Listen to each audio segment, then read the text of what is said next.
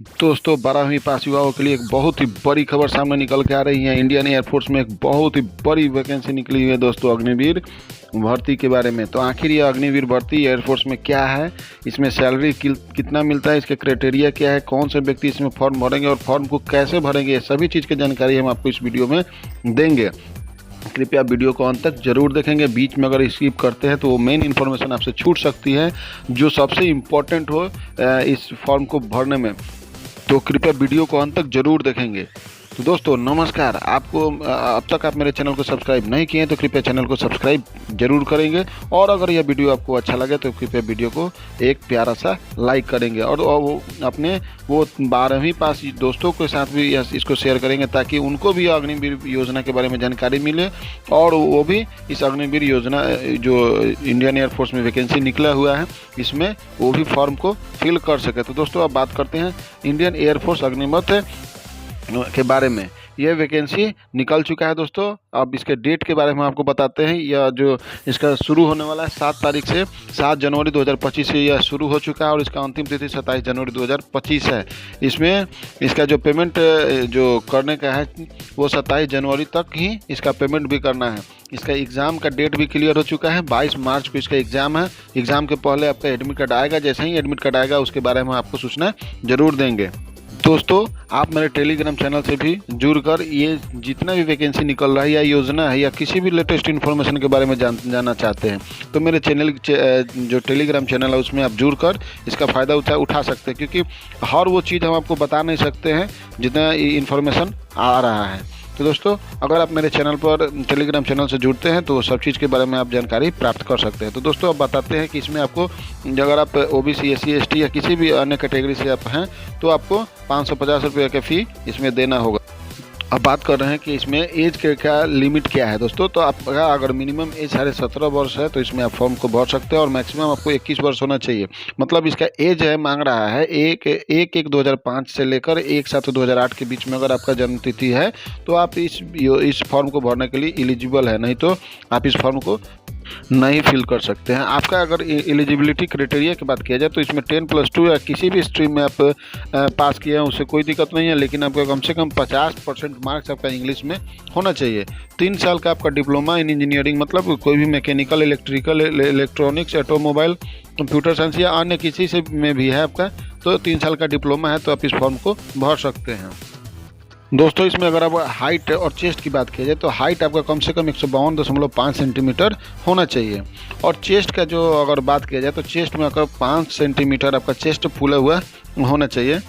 अगर आप अग्निवीर योजना में आपका नौकरी होता है तो इसमें आपका क्राइटेरिया हम आपको पूर्व में बताएंगे। 17.5 से 21 साल अगर है तो आप इसमें फॉर्म को भर सकते हैं। आपको अग्निवीर में के अगर आप नौकरी होता है तो इसमें 4 साल के लिए आपका नौकरी होगा, जिसमें आपका जो LIC का होता है 48 लाख का आपका LIC कवर होगा। आपको अग्निवीर स्किल सर्टिफिकेट दिया जाएगा। इससे आपको फ़ायदा होगा कि जो भी आप अगर एयरफोर्स से आप वहाँ से आते हैं तो कहीं भी आपको फॉर्म को भरिएगा और इस सर्टिफिकेट को लगाइएगा तो आपका जो भी उसमें छूट होगा वो छूट आपको मिलेगा। आपको इसमें 30 दिन का सालाना छुट्टी होगा। SL है, मेडिकल एडवाइस बेस्ड जो भी लीव होगा वो आपको मिलेगा। Every year there will be a some kind of benefit in the Agnipath scheme. साल मतलब हर साल इसमें आपको नया नया स्कीम जो भी बेनिफिट का होगा वो आपको दिया जाएगा। अब इसमें बात करते हैं कि पैकेज के मतलब आपको मंथली पैसा कितना मिलेगा और आपको पैसा में से कटेगा कितना, जो कि आपको फंड में जमा होगा। जो आपको रिटायरमेंट के बाद जो आप मतलब वहाँ से आते हैं 4 साल के बाद तो आपको उसमें कितना पैसा वहाँ से आपको मिलेगा। तो फर्स्ट साल के लिए है कि 30,000 रुपया आपको मंथली पैकेज रखा गया है, लेकिन वो आपको मिलेगा 21,000 ही। 9,000 रुपया आपका अग्निवीर जो कॉर्पस जो फंड है उसमें आपको 9,000 जमा हो जाएगा। दूसरा साल आपको 33,000 आपका हो जाएगा, लेकिन मिलेगा 23,100 ही। उसमें 9900 रुपया आपका अग्निपथ फंड में चला जाएगा। तीसरा साल की बात किया जाए तो इसमें 36,500 रुपया आपका होता है, जिसमें आपको इन हैंड आपको मिलेगा 25,580। इसमें 10,950 रुपया आपका अग्निपथ फंड में चला जाएगा। चौथा साल में इसको आपका 40,000 रुपया हो जाता है, लेकिन आपको मिलेगा 28,000।